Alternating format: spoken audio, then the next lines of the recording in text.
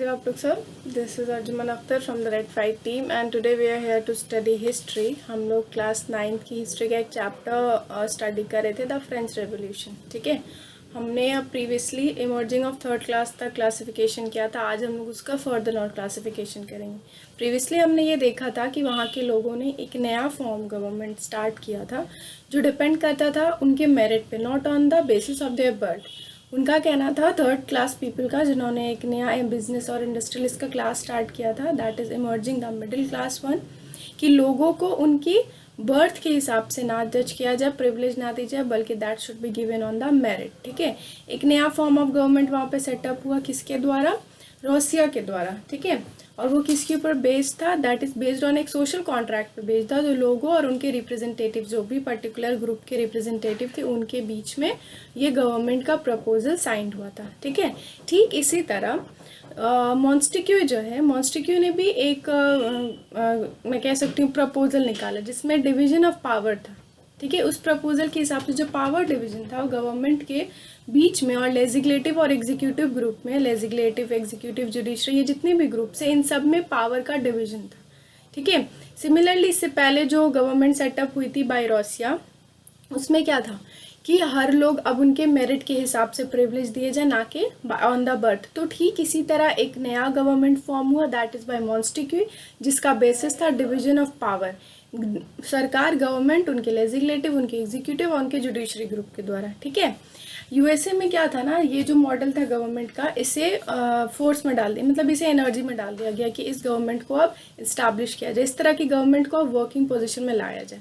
ठीक है, जो लुई 16 था, इसने क्या किया, ये इस टाइम पीरियड पे सोच रहा था कि और फर्दर टैक्सेस, जो भी एक्सपेंसेस जो उसने लोन लिए थे या भी जो भी एक्सपेंसेस हो रहा था उस कंट्री का, उसको फुलफिल करने के लिए और टैक्सेस को इम्पोज उनके ऊपर लगाया जाए. लुई 16 इसकी प्लानिंग में था.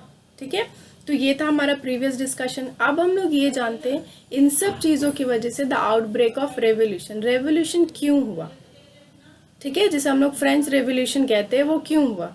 फ्रांस में जहाँ मोनार्क पावर नहीं था इम्पोज टैक्स इम्पोज करने का, in France the monarch didn't have the power to impose tax.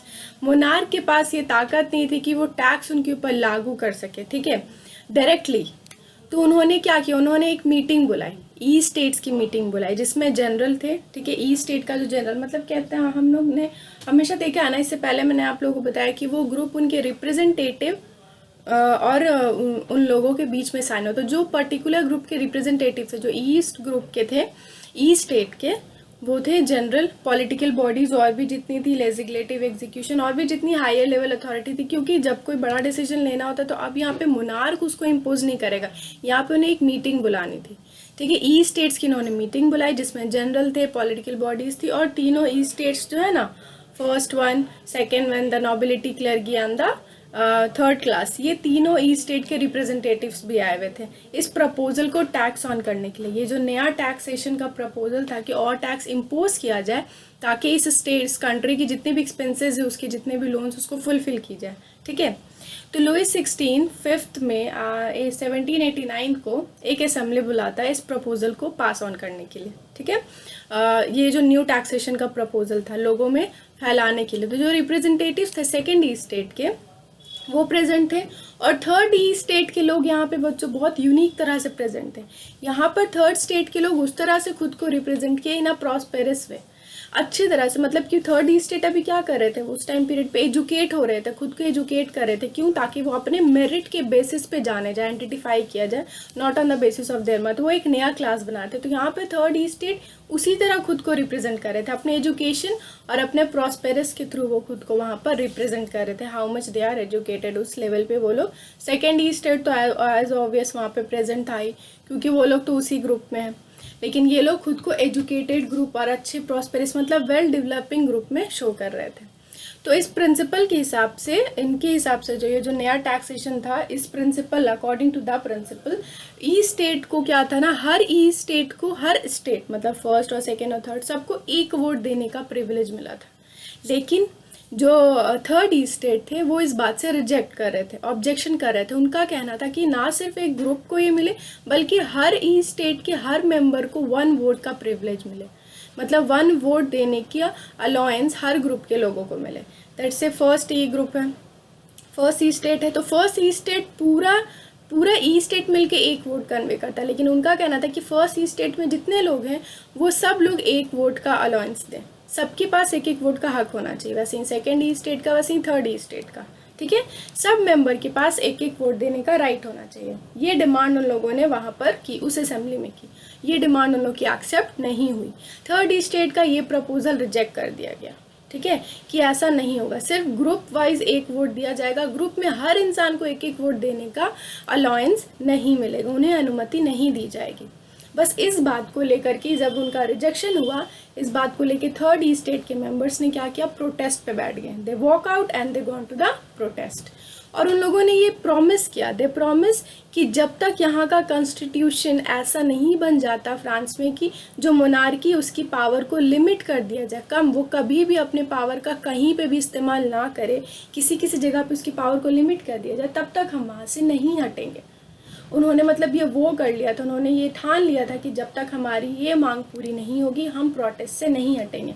उनका मांग क्या था कि मोनार्की सिस्टम को बहुत ज़्यादा पावर मिली हुई थी, वो कहीं पे भी कोई भी डिसीजन ले सकते, उनके पावर को लिमिट किया जाए, उनके पावर को चेक किया जाए, उनके पावर को कम किया जाए और कुछ उनके पावर के ऊपर नज़र रखा जाए, ठीक है, इस तरह की उनकी डिमांड थी। इन सब चीज़ों की वजह से क्या होने लगा, वहाँ पर विंटर जब winters I, during the winter जो बहुत ज़्यादा ठंड थी, तो ब्रेड जो होता है ना उसकी प्राइस, वहाँ पे ब्रेड और राइस यूजुअली लोग खाते, उसकी प्राइस बहुत ज़्यादा बढ़ गई। बहुत ज़्यादा बढ़ने के बाद लोगों को क्या करना पड़ा, जब चीज़ों की प्राइस बढ़ जाती है तो ऑब्वियसली उसका डिमांड कम हो गया, सप्लाई कम हो गया होगा, तभी तो उसकी डिमांड तो है, वहाँ पर डिमांड बढ़ गई है तभी प्राइस बढ़ा है। तो वहाँ पर सब लोग तो प्रोटेस्ट में बैठे, लोग खाने के लिए कुछ तो चाहिए। तो वहाँ पर सब लोगों ने देखा कि ठंड के दौरान प्राइस जो है ब्रेड की, राइस की अचानक से बढ़ने लगी और अब लोगों को लंबी लंबी लाइनों में खड़ा रहना पड़ता था उस ब्रेड को ख़रीदने के लिए या अपने खाने का सामान खरीदने के लिए। ऑब्वियसली वो बहुत एक्सपेंसिव था, बट स्टिल उन्हें लाइन्स पे लंबी लंबी क्वेज में खड़े रहना पड़ता था ताकि वो अपने लिए ब्रेड्स ले सकें, ठीक है।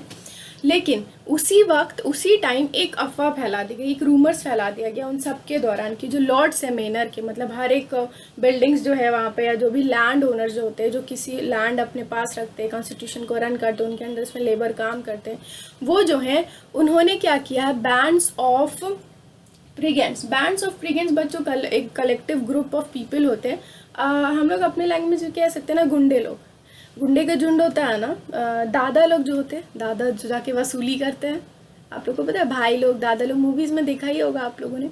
तो ये उस तरह की ग्रुप थी वहाँ पर। उनका कहना था कि जितने भी लैंड ओनर्स है, जितने भी लैंड मेनर्स है, उन लोगों ने बैंड्स ऑफ ब्रिगेंड्स को हायर किया है उनके राइस क्रॉप को बर्बाद करने के लिए। मतलब एक गुंडों की झुंड उन लोगों ने फौज जो है इकट्ठा की ताकि उनकी जो राइस की जो फसल है, जो चावल की फसल, उसको बर्बाद की जाए। वैसे ही वहाँ पे खाने के इतने लाले पड़े थे, चीज़ों की प्राइसेस इतनी हाई हो रही थी। अब उन्हें ये पता चला कि जो लैंड ओनर से जितने भी मेनर्स हैं वहाँ पे, वो लोग क्या करें, गुंडों को कलेक्ट करें ताकि उनकी राइस क्रॉप्स को डिस्ट्रॉय किया जा सके, ठीक है। इस डर में क्या करने लगे, पीजेंट्स और फार्मर्स जो थे वो लूटपाट करने लगे। ऑब्वियसली उनके पास खाने को नहीं होगा, उन्हें डर है कि उनका खाना कोई और ले जाएगा, तो वो डर के मारे कुछ ना कुछ तो करेंगे।